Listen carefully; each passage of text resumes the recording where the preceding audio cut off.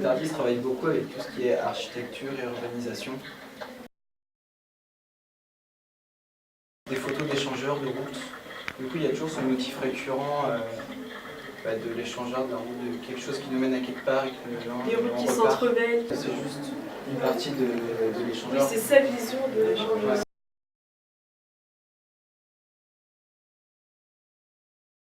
Hamish Filton est un artiste qu'on désigne comme marcheur, arpenteur. Et donc son activité artistique consiste à effectuer des déplacements ou à faire des déplacements à des gens. Et là, en l'occurrence, c'est un parcours qu'il a fait tout seul, je crois, entre l'Atlantique et la Méditerranée. Et donc il fait le résumé de ce déplacement. Alors il n'a pas produit que 7 œuvres sur ce déplacement, il a aussi fait des photos. Notamment une photo où on voit un paysage, une photo noir et blanc. Et le texte, je crois, est ici se tenait un héron. Mais sur la photo, on ne voit pas le héron. Donc ça renvoie aussi au spectateur qui doit imaginer, se demander si c'est vrai ou pas. Et là, en fait, il y a un travail graphique où il reprend son parcours en gardant ce qu'il veut. Est-ce que c'est la sinuosité d'un fleuve, le relief d'une colline ou le chemin, tout ça en fait c'est à lire comme on veut. Et un texte qui reprend en fait son parcours et le résume.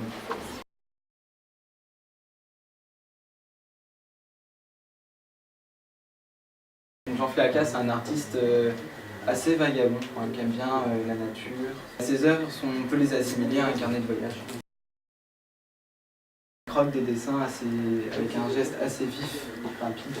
Si on pourrait penser que ces tracés sont simples et que ça pourrait être facile à réaliser, mais en réalité, je pense qu'il a vraiment réfléchi à la manière, enfin, pas réfléchi, mais il a quand même pensé à la manière de comment il allait placer ce tracé, etc. Enfin, c'est fait aussi dans l'idée du mouvement.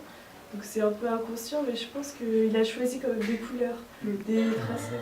Alors, malgré que le dessin il soit vif et rapide, on sent qu'il a réfléchi à l'emplacement de ses armes, d'où il va partir et d'où il va s'arrêter. Enfin, il a une idée, je pense, voilà, derrière. C'est pas anodin de...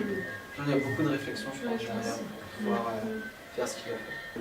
Donc ces dessins sont faits avec des matériaux qu'il choisit avec soin, par contre. Donc le support et le médium, donc là du crayon de couleur, du collage et du crayon de bois de la mine de plomb. Des cartes. Donc est-ce que vous repérez des pays que vous connaissez? C'est intéressant d'avoir une installation, d'avoir une vidéo, une idée de montage aussi, qui change en fait avec les autres œuvres qu'on a l'habitude de voir. Le fait qu'il ne montre qu'une partie, enfin on fait que des petites parties de l'estuaire de la Loire. Et ah oui, dans cette vidéo aussi, à un moment, la caméra fait un fond noir et réapparaît à Tapei, en Taïwan. On retrouve toujours un peu l'idée de mouvement d'un autre territoire à un autre.